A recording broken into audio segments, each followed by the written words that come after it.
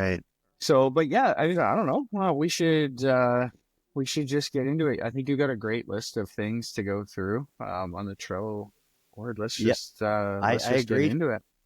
Let's rip through it, and then we can pick which ones we really dial into next time if we want to, Yeah, pad things up with expand some on. stats. Yeah.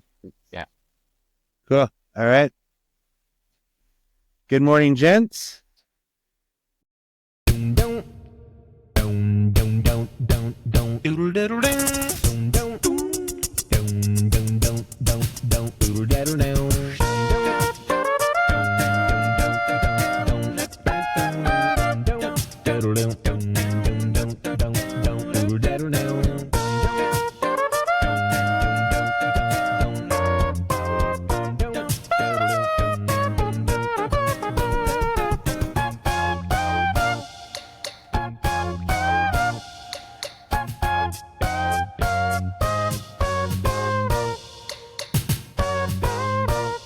Morning, Lenny. Morning. We're Lenny. Joel, Norman, Todd, thank you so much again for joining us today. This topic that we've been talking about bringing on the show for a while now, which we aptly named "It's So Hard to Find Good People," is a one that pulls at my heartstrings, and I'm super excited that we're gonna talk about that, not just in this podcast, but looking at actually doing a part two, to really allow people a chance to hear from you guys, and then hopefully see some interaction from the shop owners, maybe other trades as well, to share their feelings. And I'll start with the question to each of you as shop owners. Is it true? Is it hard to find good people? Loaded question. Thanks, Lenny. You're welcome. Yeah, I mean, it is, but it isn't. It's a tricky one because the first thing that comes to mind when you say that, what are you saying about your team, right? Like, careful how you phrase that because we have 50 wonderful people working for us between our three locations or so, and we're adding them as fast as we find good people that fit our sort of standards and morals and all that kind of thing. So it's kind of yeah. Do we wish our team was twice the size? Yes, absolutely. We can only grow as fast as we can add those kind of people, but you gotta be careful how you're phrasing that. Yeah, But that's a really good point. to be honest, It's though, that's a stolen phrase from I'm sure it is. almost every business owner that I come across. Is the feeling is it's so hard to find good people, but as you just alluded to, what are you actually saying? You may not mean it. So, back in the day, we were guilty of saying it. Right? And I think that, like, I would challenge shop owners generally, managers, that kind of thing, to start rephrasing that, reframing that, and saying, look, like, we could grow. We're leaving a lot on the table. There's a lot more repairs out there in the industry than we can handle, but we're just limited because we can't find more good people fast enough to keep up with demand. And as a company, that's a frustrating ordeal. But it's the same in, like, my buddy's tire shop. He's like, I'm leaving so much on the table. I don't even know what to do. Like, it's crazy. But he's like, we just can't keep up from like human power standpoint. And I think that really just ties into, is it for growth? And growth is what we all want, but hiring for growth is different than, like Lenny was saying, finding good people. A company can only grow with good quality people. If you just hire somebody that's not into your values, then that growth ain't going to happen. It's just another burden. I know in our towing business, I can set all the policies and make all the rules that I want, but tow truck driver is what drives the towing business. And if my tow truck driver isn't the rock star, there will be no growth. So it's important to hire very competent and driven people. And I think that's sometimes where we get lost, is hard to find good people, right? It's just a victim statement, right? Yeah, that's a great point. You got to walk that fine line, right? And I know in the way, I'm interpreting for my own situation, the way I'm interpreting Lenny's question is, yeah, good people are hard to find. I feel like, for the 18 years I've owned this business, that I've slowly, piece by piece, been building an all-star team, and some pieces didn't fit, and we parted ways with them, and some pieces fit great. So it is hard to find good people for growth, as Joel was saying. I'm very fortunate to have a good crew of people, and I think there are good people out there. But back to what Todd's saying, or I guess to elaborate on that, what are we doing to attract good people? Yeah. Well, and before we go there, because I'm going to offer my insight on what Todd, I think, is wanting to do, is create a shift in the language. Is I've also walked into many a business that share this honest feeling that my people don't care.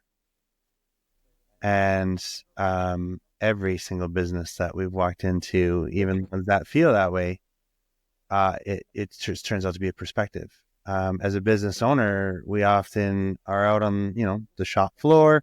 We're in the front office. We're looking at the financials. We're feeling the pressures. We got a customer calling because they're upset about their, lack of communication. And the constant feeling is, where is everybody? Why aren't they doing what they need to do?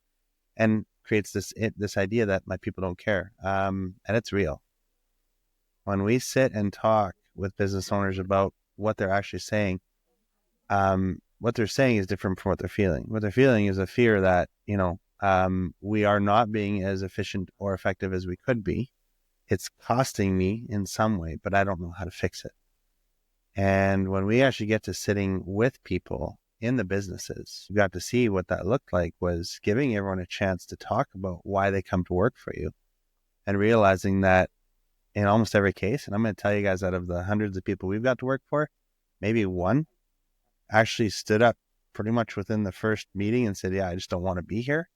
Everyone else wanted to be there. So I'm going to tell you that everyone wants to be in your business. They get up every day, they put on their pants, they eat their Wheaties, and they come and work for your shop. No one's forcing them to work at your business. They could go work anywhere they want. Oh, yeah. There's the reassurance, guys, is that you have good people.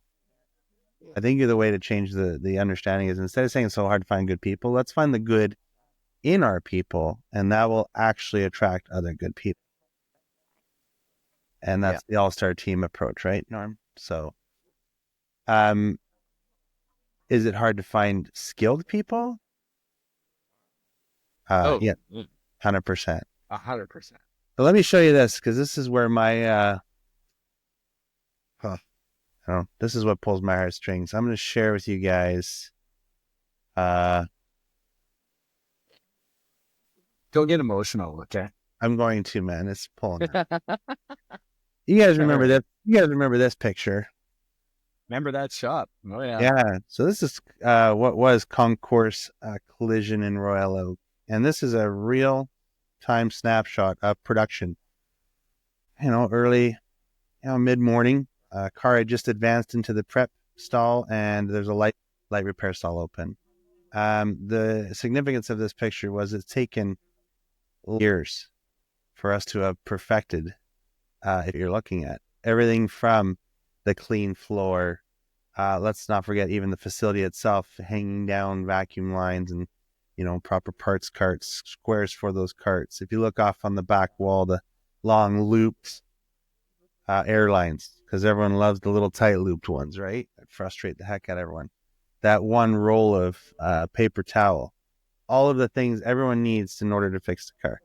So great. Now we're looking at something that's really cool. When the heck am I going to have time to build that? Well, it does take time. I've been to each of your facilities. You all have made efforts to create a massive shift in the industry. I can account for that. But let's talk about what I feel is probably 95% of the rest of the industry. And I'm really curious. And where I'm going to stir the pot up when we're talking about an actual real, and like Concourse was real, but what's the rest of the industry looking like? And this is a real shop example. Walking in for the first time and seeing the lunchroom. So this is a Yeah, right. lunchroom of a shop. Same spiel I got on the phone when they called and said we can't find good people. Nobody cares. And I walk in and this is what I see. My question to everyone is this a place that you would want to work at? You know, by some standards, that's probably pretty good. Like I feel like I've seen way worse. Okay. And again, in all due respect to even this shop owner, this was just perspective. So I had Yeah. some empathy because he's buried in the work. He's literally out in the booth spraying when his painter didn't show up or couldn't come into work, right? I get it. But we lived like Yeah. this. We lived like this 30 years ago. I mean, I don't know whose naked Barbie that is on the table there. But on the bottom left, that there is a VCR. And I can't imagine that that belonged to one of the employees. I also can't imagine this happened overnight. This is an accumulation of lack of discipline. So the question is, if it's hard to find good people or people in general, what do you think is happening when you walk somebody through your facility in a job interview? What do you think is going through their heads? Advent? Yeah. I got nothing. I don't have a clue. Right? I mean, if you're looking at, inside the industry, I feel like they wouldn't stand out and just be like, ah, that's just another shop, whatever. But from Mhm. outside the industry, I think if anybody's had any, workplace experience, they would go, what? Like, is this normal? Like, this is crazy. And then, okay, now that we all feel, pretty bad about ourselves, Yeah. what can be done? And when we met with the people and we talked about what would you like it to look like? This is the actual current staff. What do you envision? With some training, and in the case Lean 5S, you can see it up on the wall there, the process for improvement. It took some effort. It was actually the owner involved as well to buckle down, spend a couple hours, half a day, cleaning this place out, putting only back what belonged in what we designated this as being the lunchroom, talking with the staff, realizing they really didn't want the lockers. They were okay with open hung coveralls and some coat hooks on the backside. They wanted the second microwave so that during lunchtime they could cook their food and a small refrigerator. One of them shared that they love donuts. So, of course, we got them donuts. But now picture bringing somebody through this facility in a job interview. What are they Yeah. seeing? Like, they're not going to be wowed, but at least it's not going to be offensive. What if they came from this environment? Yeah. Right. Yeah. Now, no, yeah. Now you're talking. Right? Well, You're pretty good. for sure, like when I look at this, and if the question is, or the statement is, my people don't care. If I look at the first pictures, at the first picture as an employee, I would say that my employer doesn't care about my personal space and what that is supposed to look like. I think it's a two-way street when you're in because I was going to call it a relationship. That's exactly what it is. It's a very, very complex relationship between employer and employees, Mm-hmm. and it's a constant yin and yang, and most of it relies on perception, right? Does the employee feel appreciated? Do they feel like their employer cares about them, right? So us as shop owners wondering, or making a statement, my people don't care. On the other side of that is employees talking with their friends and saying my employer doesn't care, right? Like I don't even have a place to eat my lunch, right? So that's just one example, but let's look at the bigger picture Yeah. and the perspective, right? Yeah. And again, coming back to what role we each play in making our businesses successful, you're absolutely right. We as leadership have to go first. We're not even talking customers, including car owner or insurance people walking to our facilities. We're talking trying to find people. Well, unfortunately, a good chunk of the industry still has those dirty offices we talked about in the last podcast. The standards way below that of we talked about dentist office, but even something that we would want to we would want to exist in. So to those listening or watching that can now relate to that, have workplaces that are in utter disarray. I'd like to know from you guys who have worked hard over the years to get out of that.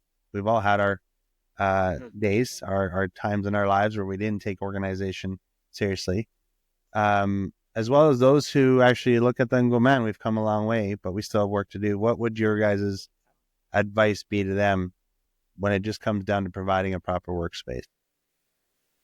But progress is incremental. It happens slow. You actually just have to sort of like visualize what you want in your mind and just take a little step each day. And you know what, like human nature is a strange thing. And I used to remember this when I was a kid, but Saturday morning, my dad would go out and wash the car, and then the freaking neighbor would be like, "Oh man, I gotta wash the car." And this is what happens in a shop: is it if you start, or someone, but definitely the perceived leader of the company starts showing initiative and cleaning things up, it's amazing how much momentum that builds. People like kind of want to join in. Like, oh, what are you doing? Oh, okay. Yep. Like, what can I do? Right? That's just human nature. That's how it happens. For those with kids, right? Telling them to clean their room, but if they came and saw my garage in utter disarray, what am I saying? That's a good example. I like that. That's a great example. And I mean, anytime you're trying to, improve culture, that shift, there's always a delay. I mean, it's like, going to the gym and expecting gains the next day. Like, it's just not going to happen. You're not going to see those changes, and you're going to have to trust the process and put in the work up front. I personally believe that that has to come first, because people get caught in this egg in the chicken scenario where they think, well, I'm going to find some good people first, and then I'm going to clean up this place, and I'm going to make sure I keep them.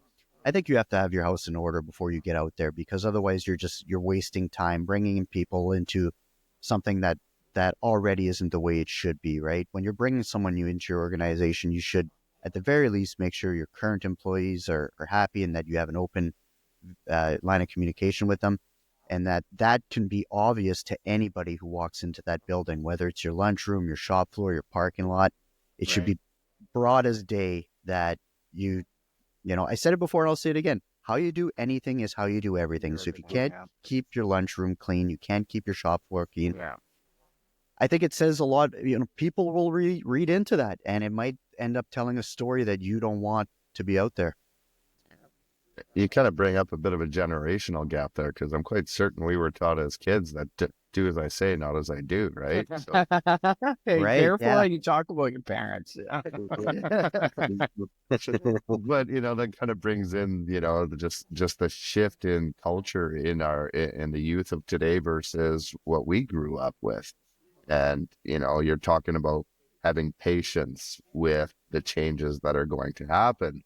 But yet we definitely see some cultural changes in how success and gains are made. And with social media and instant gratification being such a thing, I think that is also frustrating to the younger generation right now, that the gains aren't realized as fast as you want them, Todd. Yeah. Right? You want them now.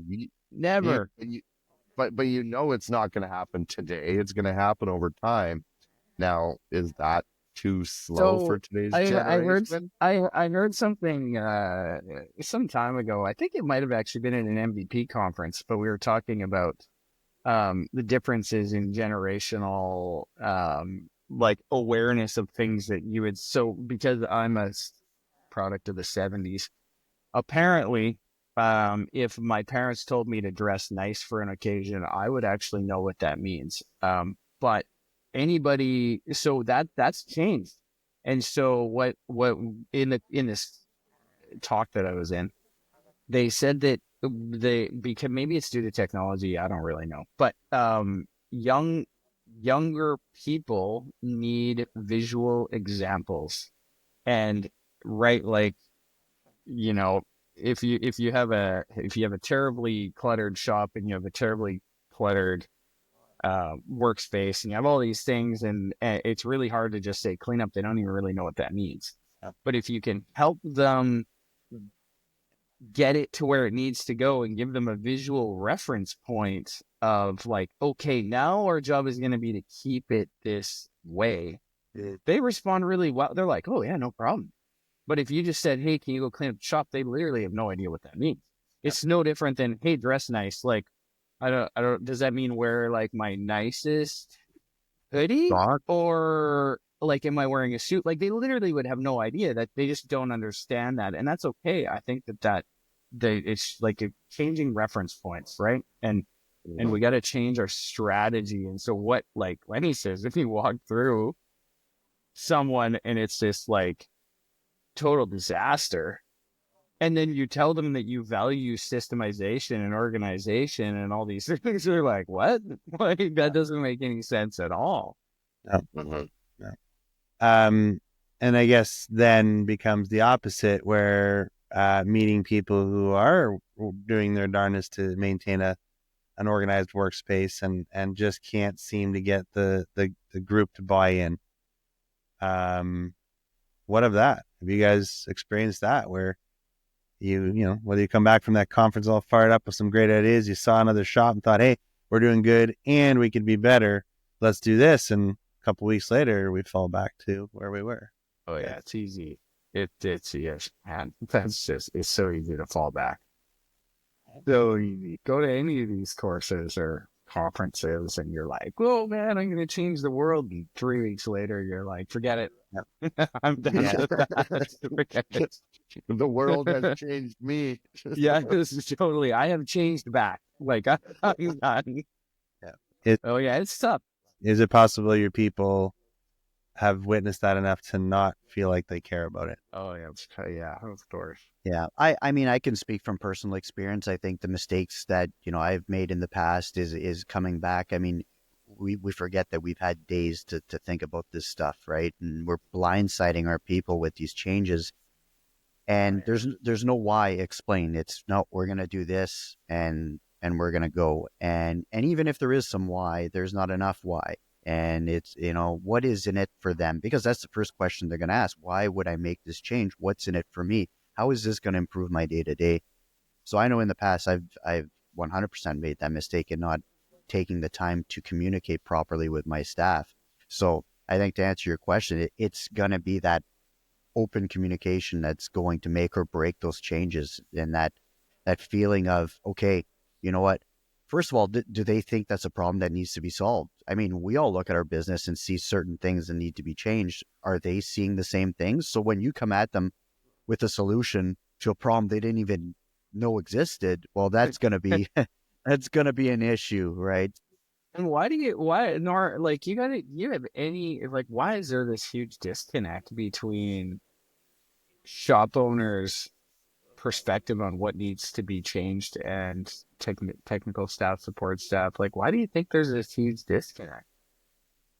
I've had that conversation with my staff, and I've had people say, like, you know, Norm, you got to keep us in the loop. And I, you know, sometimes, you know, being my grumpy self, will say, well, you know what, if I had to tell everybody everything that I was doing every day or every thought that crossed my mind, I wouldn't get anything done. And so that's one side of the equation, right? And then there's the whole other side of the equation, and it's finding that balance as a shop owner. Where are you documenting your ideas? How are you communicating your ideas? When are you doing that? Are you having meetings at all? Are you having performance reviews?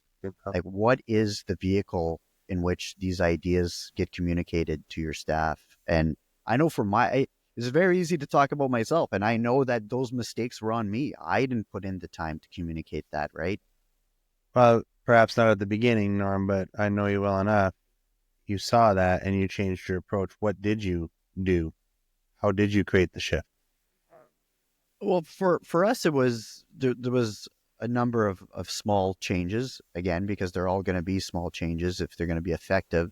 You know, we have, with our admin staff, we have a meeting once a month. We actually got one queued up after this call here. We have a monthly meeting, and there's an agenda, and we talk about, you know, where we are, how we're doing, and it's put out to them. What do you want to talk about during this meeting? So that's a bare minimum. So I have one for my admin staff, and then on Thursday I'm going to have one for my production staff. And then once a month, we have training night. It's the last Tuesday of every month. And it's not like clockwork, but we do our best to keep it like clockwork. But there's a lot of opportunities within those meetings to communicate things to them. And actually, that's what it ends up being more than anything. It's more of an opportunity for me to get them up to speed as to, hey, I'm seeing this as a problem, guys. Do you guys see it as a problem, or am I misinterpreting the situation? Then on a more one-on-one basis, it's quarterly reviews or semi-annual, however you want to do it, right? Have an opportunity for them to open up in a safe place where you can make comments without fear of repercussions. And we're not trying to, encourage people to blame everybody else for what's going on, but at least be able to close the door and be honest about what they perceive as the issues in the shop.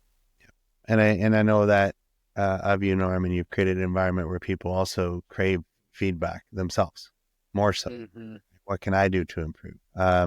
Because you went first. You said, guys, what can I as a business owner do to improve? That spreads. So just on the shop organization side, and that's a big piece. It's no shop owner should overlook the importance of how organization will absolutely make or break your culture. Even with the most minimal amounts. And sometimes some big leaps. Sometimes you got to rip that lunchroom a new one and put it back to the way it needs to. Yeah. And then have a meeting with the staff and say, look, we're not going backwards. Sometimes you also need to embrace, as Todd said, this is a journey and it's going to continue to need you to pick your battles. Are we better each day than we were yesterday is a great question to ask. So on skill and training, again, I'm curious, when we talked about could we shift to the statement from so hard to find good people, is indeed it's hard to find skilled people. Indeed, it is hard to find skilled people. Right. What's happening in this trade? And I mean, I've only just started to do a little bit of research as of post-COVID, because up to COVID, the stats went all over the place. Something wasn't right. In 2021, if you look even on the Canadian government website on trades and the change in everything from age to what people are interested in. I mean, one is that things like construction are way up, but people doing hairstyling, hairdressing, and cooks are way down. Collision repair didn't even show up on the radar. The closest thing I saw was mechanical. Mm-hmm. What's it like right now in the shops when it comes to skill and experience? I would say it's interesting because that's a loaded question too, because I feel like, we're pretty good. Like, we have great people. We've got, it's not always been like that though. I would say, the latest TSN turning point was this fall, summer, fall. So it's like we are still limited. We're still limited. Our growth is still completely limited by the volume of skill that our team has. Like, that's, of course, and that's not just technicians, that's admin and whatever. But we've had some droughts too, and where you literally, like, what are we gonna do? Because there's just nobody around, and there's nobody new coming into the industry to even train. Yeah, we've definitely, that's been like a real struggle. Joel? I don't know. I kind of look at this a little differently. Skill obviously is a challenge without a doubt. And I think the biggest skill that we lack is actual repairers, like people that can fix a dent and, smooth it out, put body filler on, get it ready for primer. It's such a basic skill of yesteryear that I think pretty much everybody had.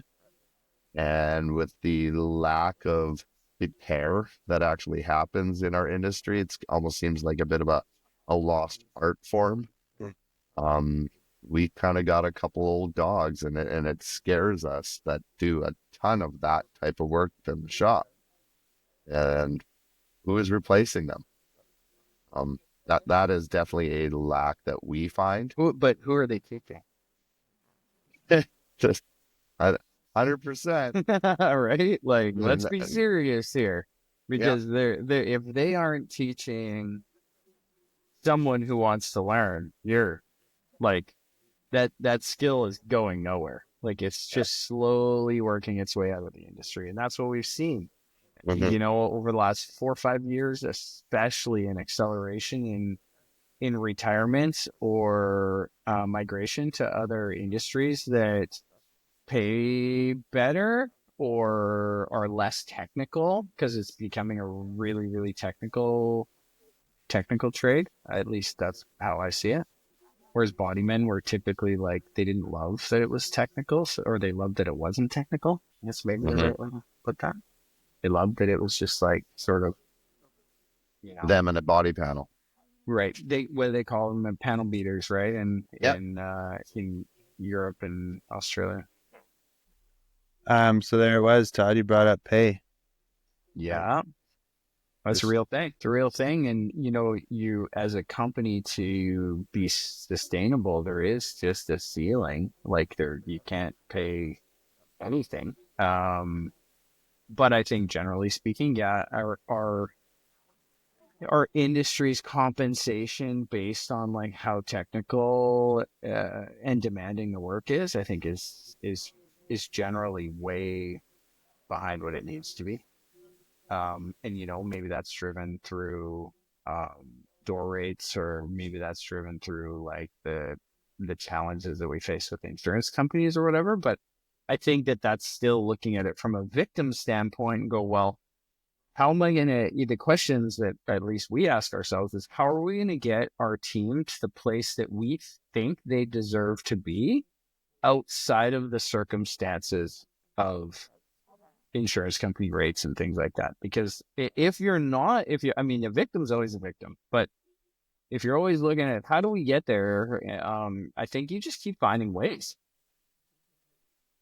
And maybe we're not where they want to be yet, but I think we just keep finding ways to get closer. And as we do that, we are attracting more of the right people, which is helping us get everyone closer, right? Like, every time we can add another skilled technician, or then another like all-star administrator or whatever, that actually helps the entire company push. So like, now okay, theoretically, if we do that enough times, like, everybody's gonna.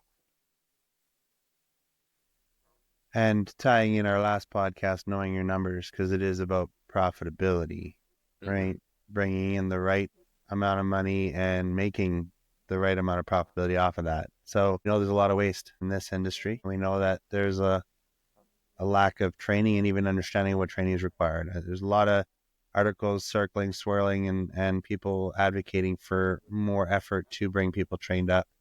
And let's just be honest, we all started somewhere. The story I wanted to share that I talked to you guys about before is how I got into the trade. I was a young kid, grade 10, had nothing to do with school. I wanted to be a farmer. Old man said, you're going to have to get a diploma, figure it out. Luckily, a shop teacher saw through my lack of interest. The only place I showed up other than when the bell rung was at shop class. And he said, listen, there's this new thing called a RAP program. So I may have just dated myself there. Registered Apprenticeship Program in Alberta.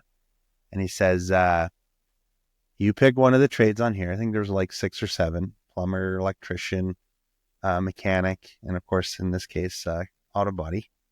He goes, I will work with the school board to shift the curriculum and get you doing school in the morning and working in a shop in the afternoon. Well, I mean, he had me at hello. Anything to get me out of school, I thought.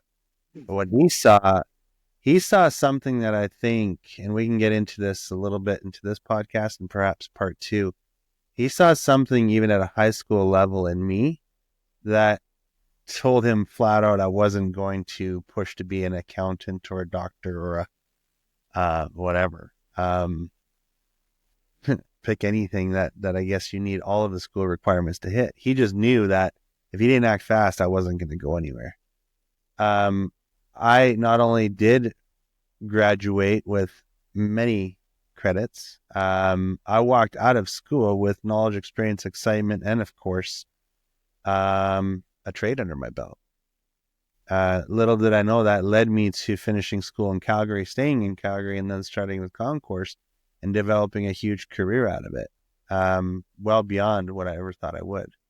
So what I love about that, and it's something that, again, I continue to explore, is how we can actually approach, places like the high schools, to work with them to understand that there are people in school that aren't necessarily on the trajectory for a career other than in something like a trade. And why would we even entertain that trades are not a good place to be?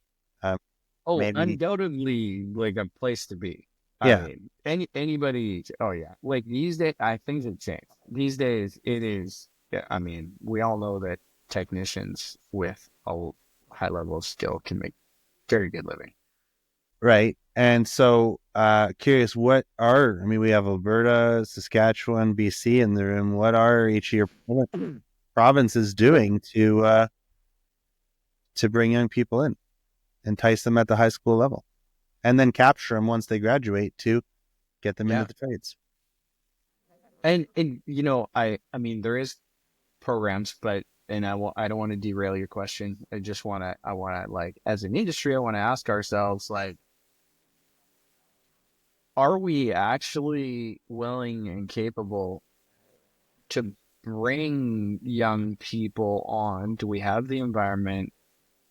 Do we have people willing to train them? Do we Mm. do we run them through any kind of system? Do we have any sort of checks and balances? Okay, here's what you're gonna learn in year one. Like where are we as independent businesses Okay. on a training model? Because Right. if you don't have one, what do you like? What are you getting out of this? What you're getting is a ton of frustration.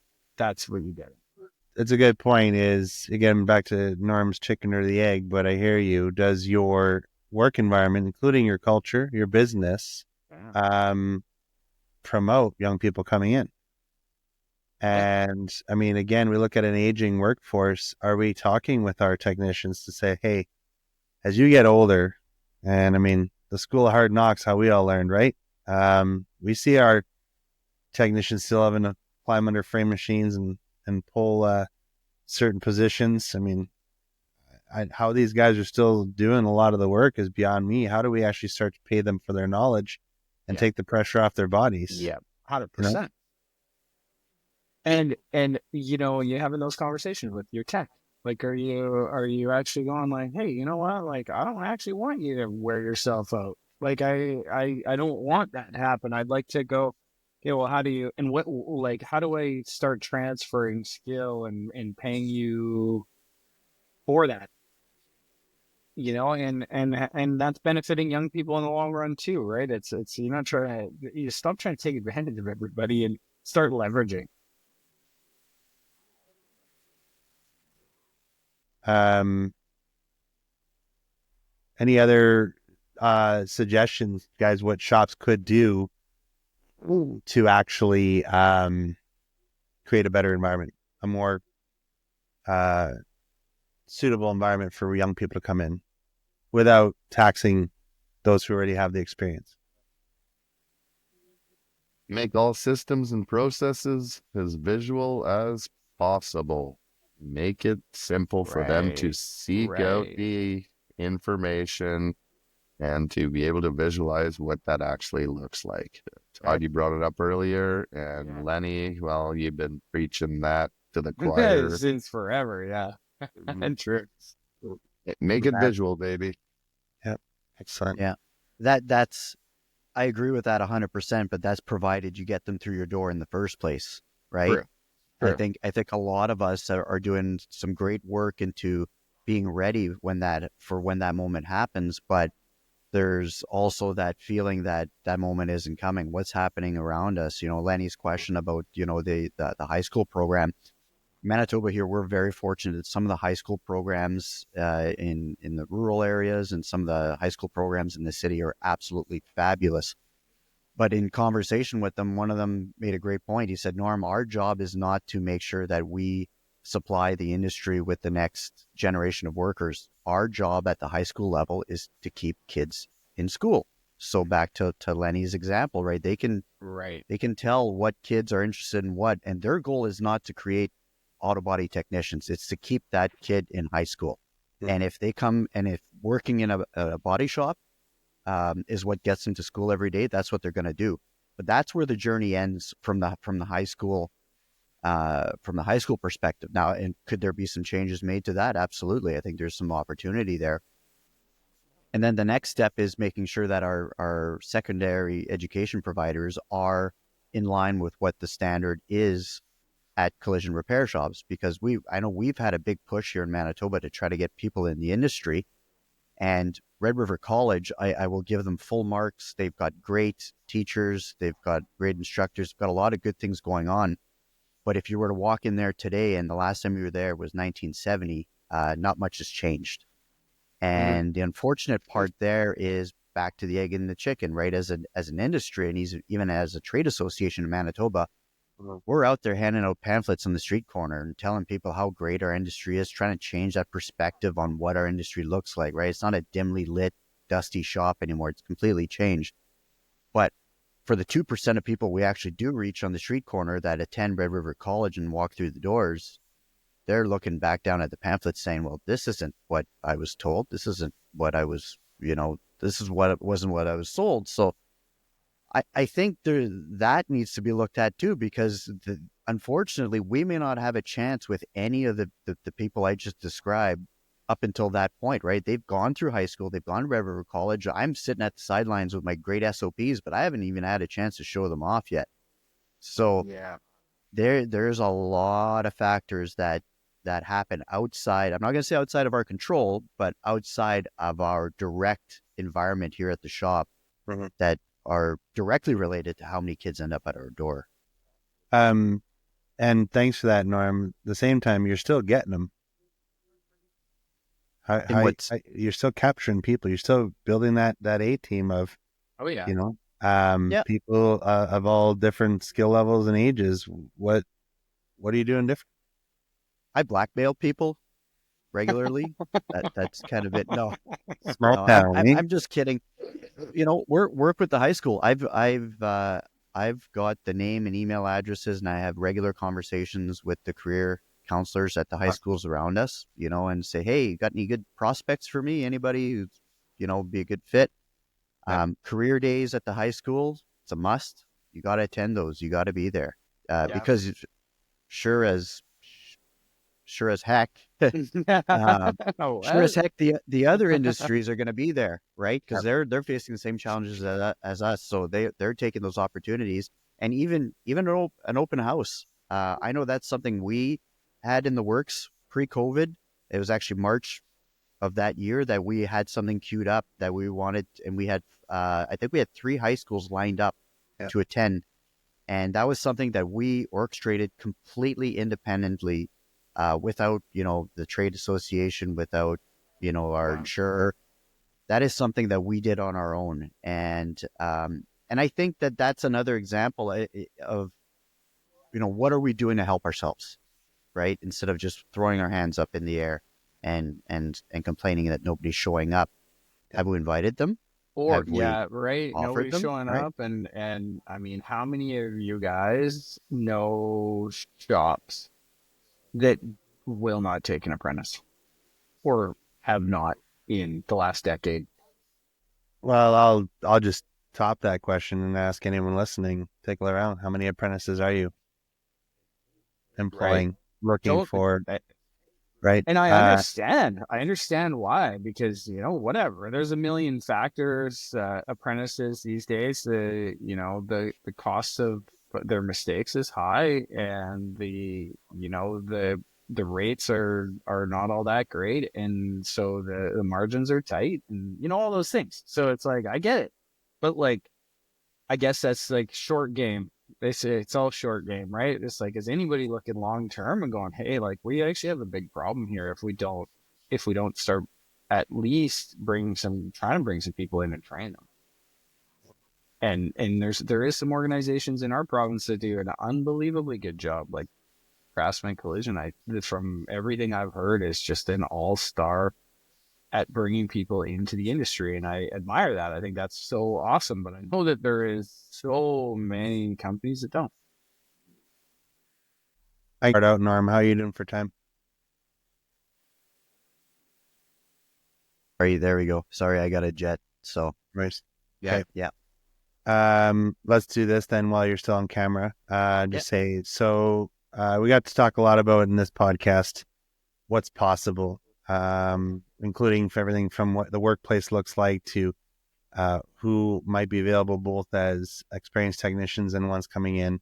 And then, of course, we talked about, what can we do? Yeah. And what I look forward to a second podcast to cover a little bit more detail on where are things heading. Is it really like we heard even 30 years ago that we're declining and losing people?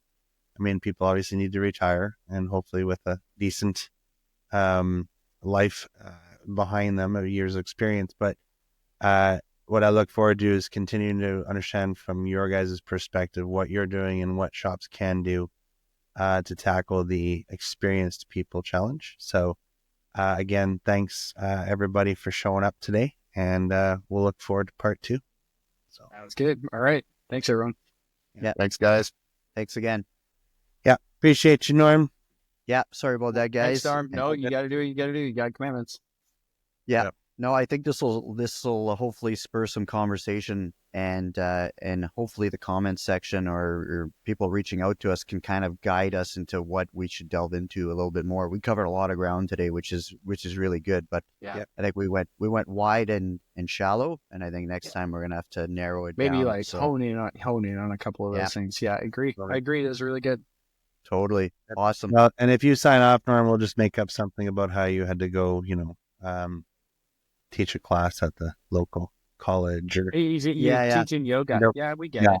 and Yeah, yoga class was starting. Clinic. Right? Yeah. All right. Thanks a lot, guys. Thanks, Norm. Take care. All right. Take care, Norm. Bye bye.